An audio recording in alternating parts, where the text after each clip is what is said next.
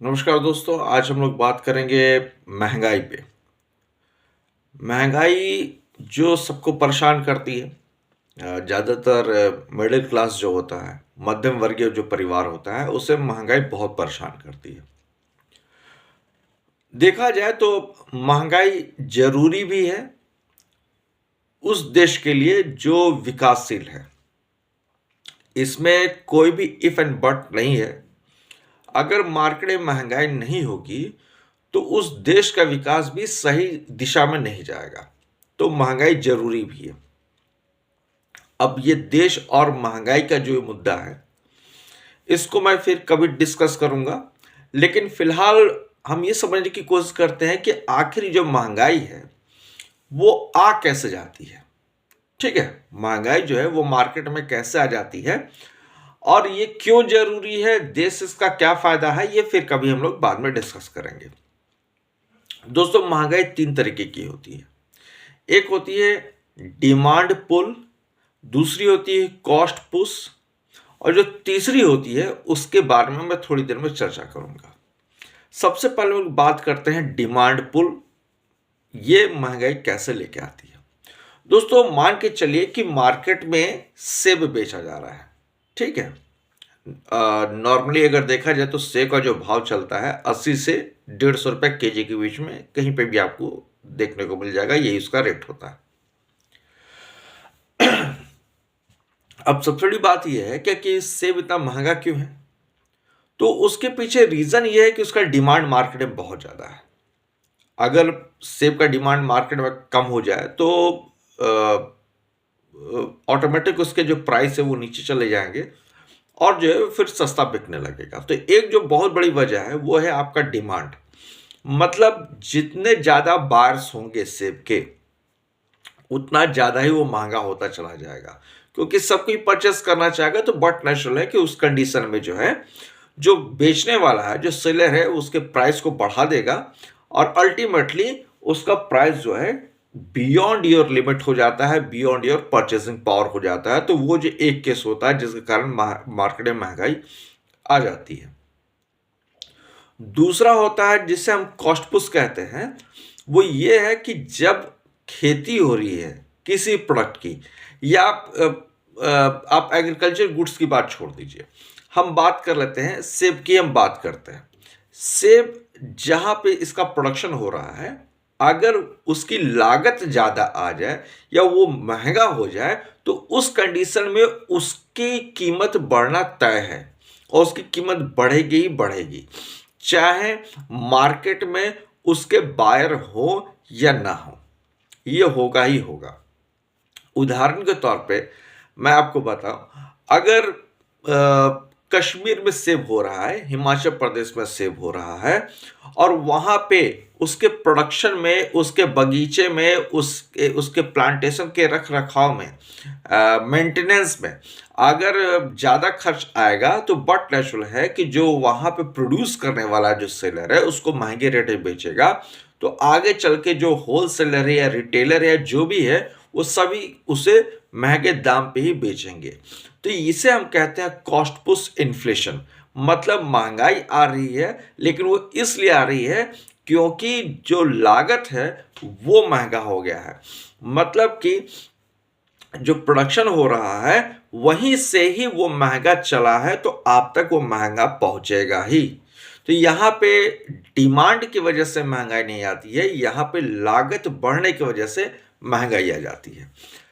तीसरी वजह जो होती है जिसके कारण बाजार में चीजें महंगी होती हैं, वो है लॉजिस्टिक्स। अब ये लॉजिस्टिक क्या है? लॉजिस्टिक दोस्तों, एक तरीके से देखा जाए तो जहां से प्रोडक्ट चला और जहां तक वो पहुंचता है, इसके बीच में कई फेजेस होते हैं। कश्मीर से या हिमाचल प्रदेश से डायरेक्टली बगीचे से आपके शहर में कोई भी सेब नहीं आएगा। कोई भी इस तरह के जो है जो सेब हैं वो कभी नहीं आते हैं। होता क्या है कि जैसे हम चूंकि सेब का ही एग्जाम्पल लेकर चल रहे थे, तो इस पर भी हम लोग इसी की बात कर लेंगे कि जब सेब वहां से निकलता है तो उसकी बाद उसको वेयर हाउस में रखा जाता है।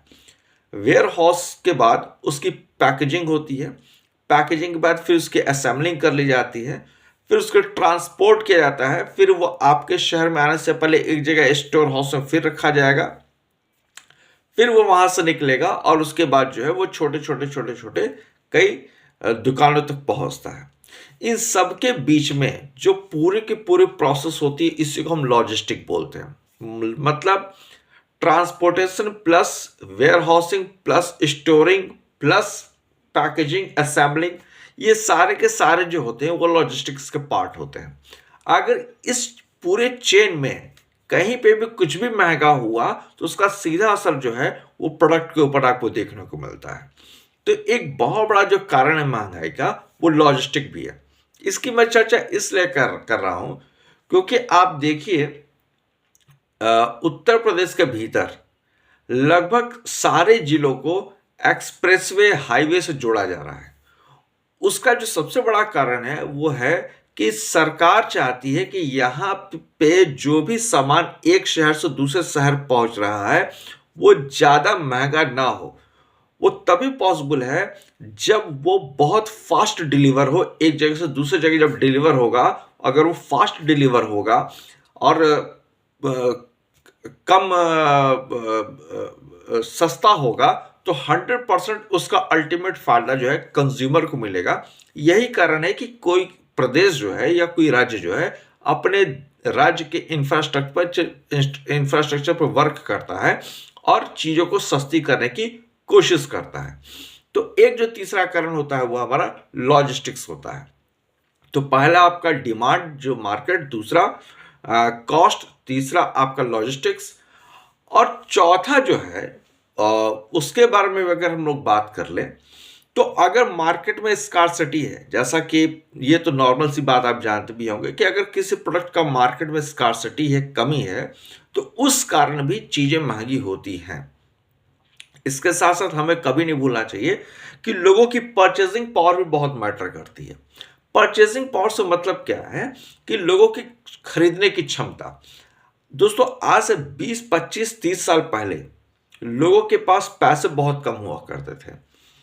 लोगों की मंथली इनकम जो है वो सैकड़े में होती थी, 700, 800, 900, इस हिसाब से लोगों की जो है सैलरी बना करती थी। जो आज से 30-40 साल पहले 700-800 रुपए सैलरी उठाते थे, उनको सैलरी मिलती थी, आज जो उनकी सैलरी है वो बढ़ के 70-80 हजार लाखों रुपए तक पहुंच चुकी है। इससे परचेजिंग पावर उनकी बढ़ गई, और जब परचेजिंग पावर बढ़ेगी तो अल्टीमेटली इसका सीधा असर आपको देखने को मिलता है मार्केट में। क्यों? उनके पास पैसे ज्यादा हैं तो बट टेंशन के ज्यादा ज्यादा सामान को बाय करेंगे, और जब ज्यादा बाय करेंगे तो 100% जो है इसका असर आपको इन्फ्लेशन के फॉर्म में मार्केट में देखने को मिलता है। तो दोस्तों ये सब कुछ ऐसी चीजें हैं जिसके कारण मार्केट में इन्फ्लेशन आता है। अब कुछ लोग का कहना है कि अगर मार्केट में इन्फ्लेशन बहुत ज्यादा है, महंगाई बहुत ज्यादा है, तो रिजर्व बैंक ऑफ इंडिया जो है वो नोट क्यों नहीं प्रिंट कर देती है? तो ये करना संभव नहीं है। अब क्यों नहीं संभव है इसके बारे में कभी हम चर्चा करेंगे, लेकिन फिलहाल आज के लिए इतना ही। आपने हमारा वीडियो देखा, इसके लिए आपको बहुत बहुत धन्यवाद, शुक्रिया, और आगे भी इसी तरीके की वीडियो हम लाते रहेंगे। धन्यवाद।